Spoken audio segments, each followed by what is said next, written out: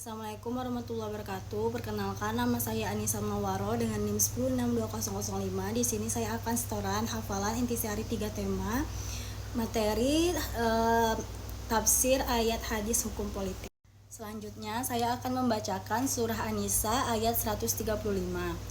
A'udzu billahi minasyaitonir rajim. Bismillahirrahmanirrahim. Ya ayyuhalladzina amanu kunu qawwamina bil qisti syuhada'a lillahi walau ala anfusikum awil walidaini wal akrabin iyakun ghaniyan aw fakiran fallahu awla bihima fala tattabi'ul hawa an ta'dilu wa in talu aw tu'riduna fa innallaha kana bima ta'maluna khabira. Saya akan menerjemahkan arti dari surah An-Nisa ayat 135.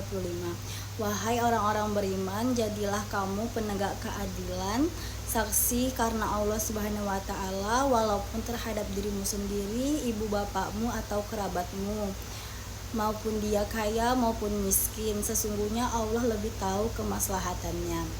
Maka jangan pula engkau mengikuti hawa nafsu karena menyimpang dari kebenaran. Jika engkau memutarbalikkan kata-kata atau enggan menjadi saksi, sesungguhnya Allah Maha teliti terhadap apa yang kamu kerjakan. Selanjutnya saya akan memberikan isi dari kandungan surah An-Nisa ayat 135. Yang pertama, Allah memerintahkan kepada orang mukmin untuk menegakkan keadilan tanpa mendengarkan celaan orang-orang dan bekerja sama dalam menegakkan keadilan. Menegakkan keadilan dapat mencakup seperti peradilan dan ruang lingkup keluarga. Contohnya seperti seorang hakim yang memberikan keadilan di pengadilan, dan contohnya juga seperti seorang suami yang memberikan keadilan terhadap istri dan anaknya dengan adil. Jadilah kamu orang yang memberikan kesaksian dengan benar karena Allah, dan jadilah kamu orang yang memberikan kesaksian karena mengharap ridho Allah. Maka semua yang kamu katakan itu valid, benar, dan tidak memperdulikan orang lain. Selanjutnya, berikanlah kesaksian dengan benar, valid, dan objektif, sekalipun itu kesaksian terhadap dirimu sendiri, kesaksian terhadap ibu bapakmu, dan kesaksian terhadap kerabat-kerabatmu. Dalam memberikan kesaksian, janganlah kamu berpihak kepada si kaya karena kekayaannya, dan jangan pula kamu memihak kepada si miskin karena belas kasihan. Sesungguhnya Allah lebih mengetahui perkara mereka berdua. Selanjutnya, jangan sampai kamu mengikuti hawa nafsu kamu, karena hawa nafsu dapat mengelincirkan kita terhadap kesalahan, dan jangan pula kamu mengikuti hawa nafsu kamu terhadap perkara ini. Tetaplah bersikap adil dan konsisten.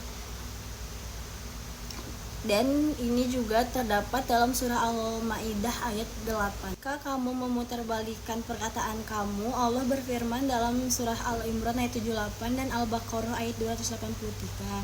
Dan Nabi SAW bersabda juga dalam hadis riwayat Muslim yang berbunyi, maukah kalian aku beritahu tentang sebaik-baiknya saksi, yaitu saksi yang bersaksi sebelum ia diminta. Hadis riwayat Muslim. Apabila kalian mengubah, memanipulasi perkataan kalian, sesungguhnya Allah Maha tahu dan Allah akan membalasnya.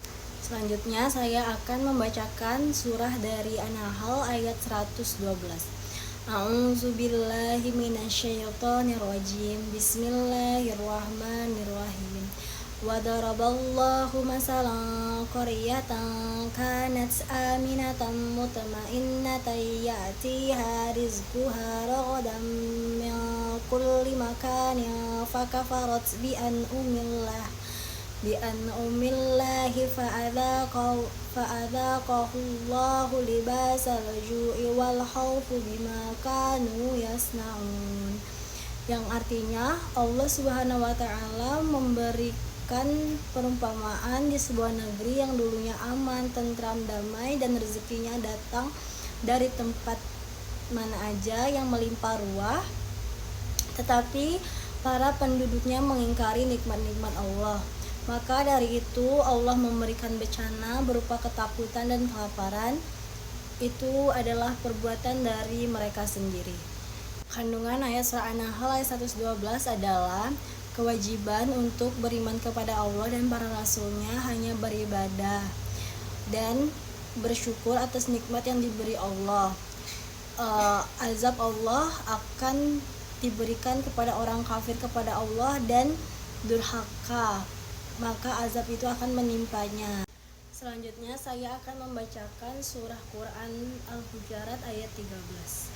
A'udzubillahi minasyaitonirrajim. Bismillahirrahmanirrahim.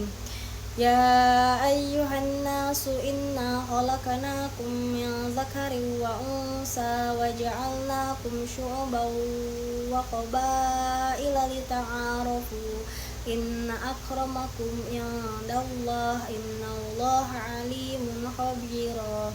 Yang artinya, wahai manusia, sesungguhnya kami telah menciptakan engkau dari seorang laki-laki dan dari seorang perempuan, dan kami jadikanlah engkau berbangsa-bangsa dan bersuku-suku agar saling mengenal. Sungguh orang yang mulia di mata Allah adalah orang yang bertakwa. Sesungguhnya Allah Maha mengetahui dan Maha teliti. Dan saya akan membacakan isi kandungan surah Al-Hujurat ayat ke-13. Ayat 13 menjelaskan tentang persamaan, saling mengenal, dan tolak ukur kemuliaan seseorang berdasarkan ketakwaan dan amal saleh.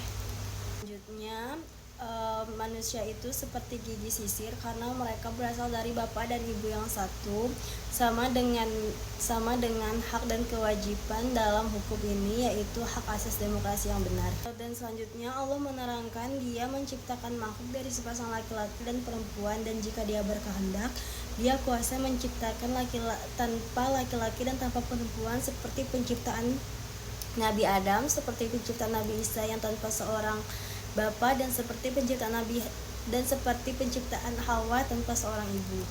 Mengenai saling mengenal, Allah menciptakan kita sebagai bernasab-nasab, bersuku-suku, agar kita saling mengenal, tidak acuh tak acuh, dan kita dapat bekerja sama, tapi tidak untuk membanggakan ras, etnis maupun nasabnya. Adalah ketakwaan, adalah tolak ukur untuk keutamaan manusia, karena orang yang paling mulia di mata Allah adalah orang yang bertakwa dan beramal soleh, yang bisa bermanfaat bagi dirinya sendiri dan kalangan masyarakat umum. Imam Malik menggunakan dalil ke-13 dalam pernikahan karena disyaratkan al-kafah dalam nasab, melainkan dalam agama.